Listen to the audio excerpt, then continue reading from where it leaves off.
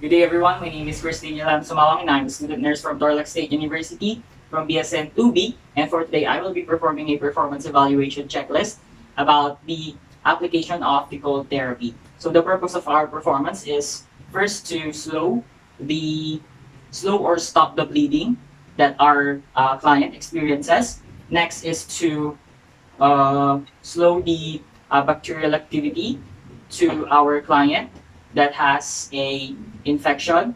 Third is we do need to reduce the swelling to the injured tissue, especially those clients that has sprain or fractures. Fourth is to control the pain as well as the fluid loss uh, into the uh, initial treatment of burns. And fifth is the to prevent the peristalsis to clients that has a uh, abdominal um, abdominal inflammations. And lastly, to prevent the escape of heat from the body of our client uh, using or slowing the circulation. This will also help to relieve the uh, congestion. Okay, so now we will proceed to our assessment of our client. So, okay. So, good day po, sir. My name is Christine Alam Sumawang, and I'm a student nurse po from Tarlac State University from BSN 2B po. So, for today po, I will be your student nurse. Is that okay po? Okay. So, mag-ask na po ako some series of questions. Is that okay po, sir? Okay, that's good. So, may I know your name po? Okay. Mr. Smith. Okay, so pwede ko po bang malaman? So pwede ko po bang malaman, sir, kung kailan po ang ating birthday? Okay, thank you po. How about, can I request to check your ID band po, sir? Okay, thank you po. Check ko lang po. Okay, thank you po. So sir, based po sa ating doctor's order, so magpro-provide po ako ng cold therapy po sa inyo po, no? Okay, so this is usually takes po 10 to 15 minutes. Okay, sir? Okay, thank you po. And next po, sir, is ask ko lang po sana kung kailan po nangyari po yung ating pong injury. Okay po. So, last 12 hours po, no? So, ask ko lang po sana, sir, kung pwede niyo po bang i-describe sa akin yung pain? Kung sharp po ba siya, dull, aching, or are there any burning sensations po?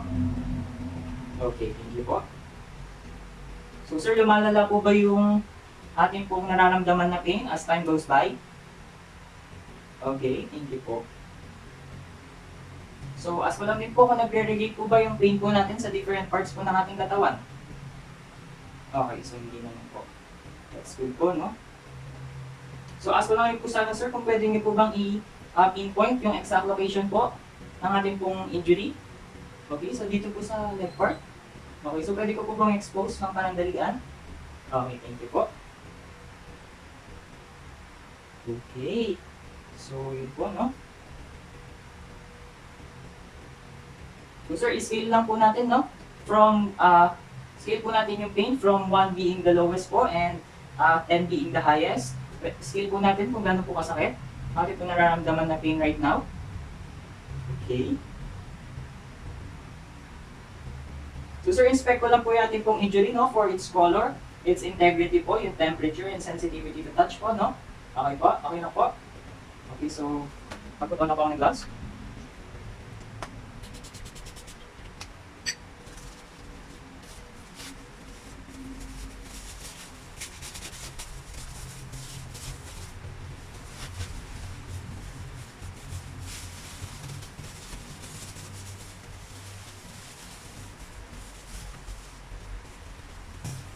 Okay, so, expose ko na po yung area, sir. Okay lang po ba?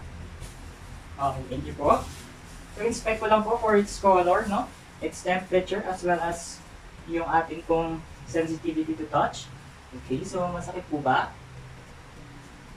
Okay. So, yun po yung nakikita natin, sir. Wala naman pong sobrang lalang nangyari, no? Pero, buti po wala po tayong skin impairments po, no?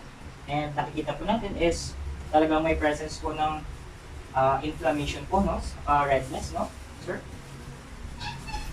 Note po natin yun, sir. So, sir, ask ko lang po kung kaya po ba natin galawin yung ating pong area with injury. Okay, so try po natin. Okay, so the other one po. Okay, that's good. Okay, so remove ko lang po saglit yung ating pong gloves.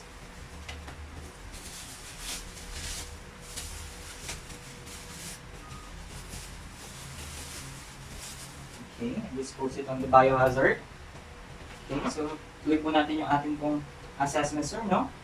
So, next po, sir, is, pwede niyo bang state sa akin yung pangalan niyo po ulit, sir? Okay. Yung age po natin, sir? Okay. Yung birth date po natin, sir? That's good. So, alam niyo naman po ba kung nasa kayo ngayon, sir? Yes po, nasa hospital po tayo, no?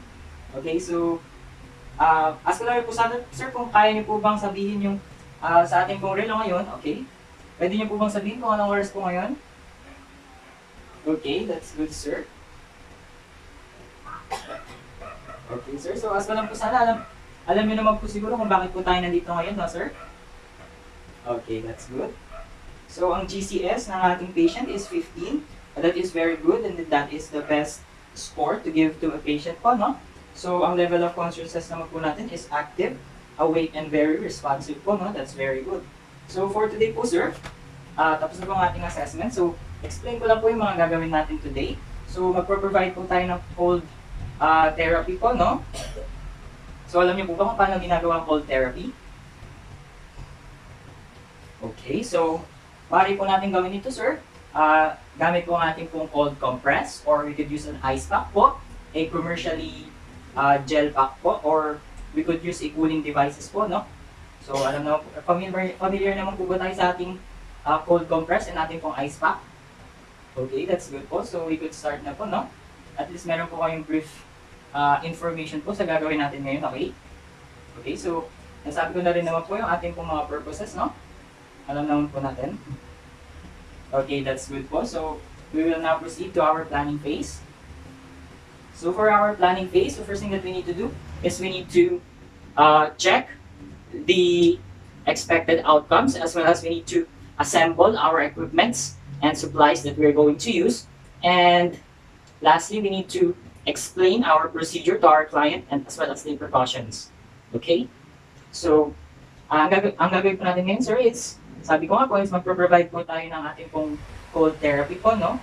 So, ang mga you should expect lang po na malamig, dahil nga po malamig ang i-apply natin sa inyo, you may feel a little, ano po, no?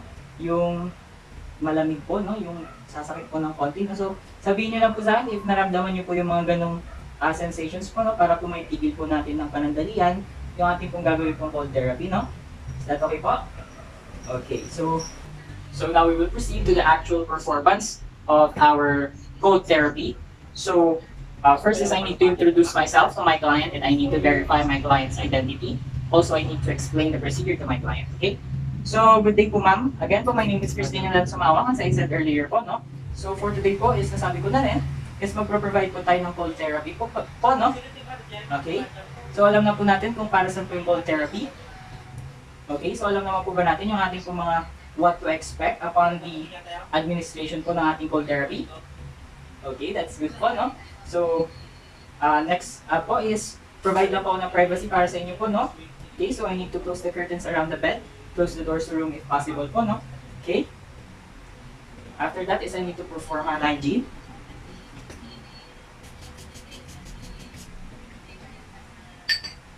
And I need to put on gloves lang po, no?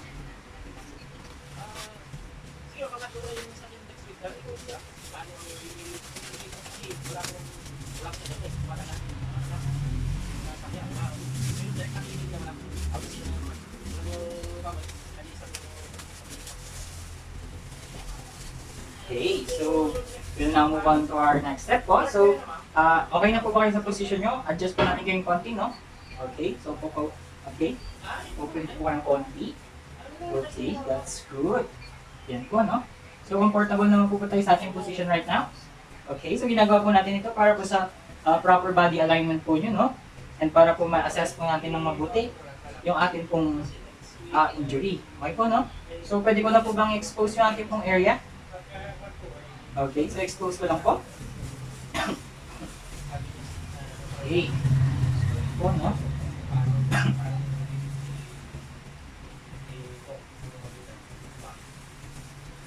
Okay. So, after that, sir, maglalagay lang po ako ng waterproof pad under sa ating injury po, no? So, this will help us po not to soil our bed po, no?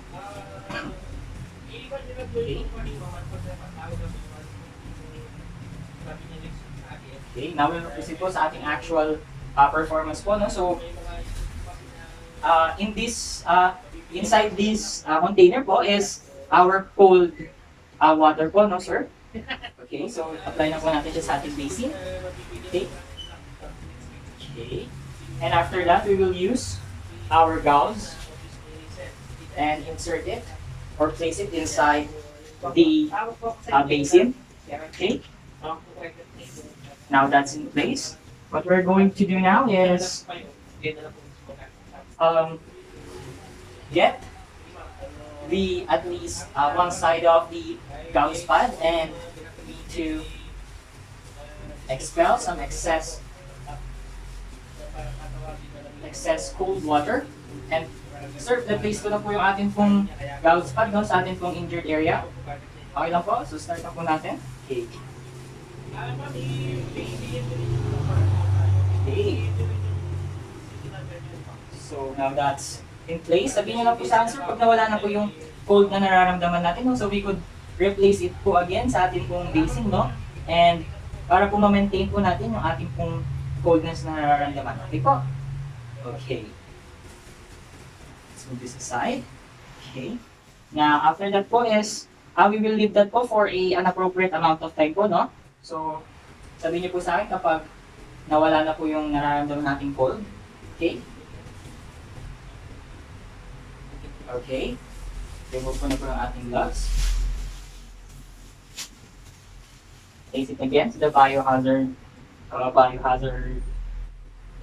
bag. Okay. So now, I need to perform hand hygiene.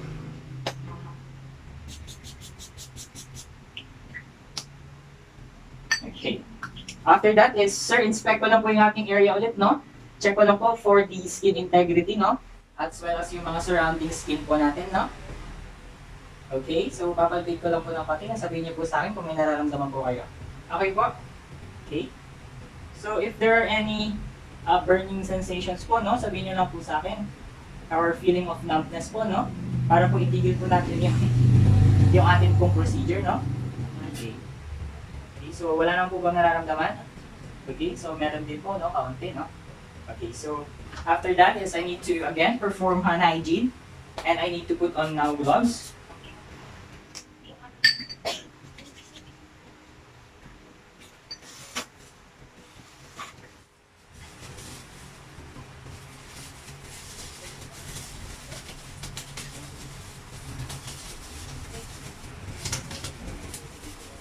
Okay.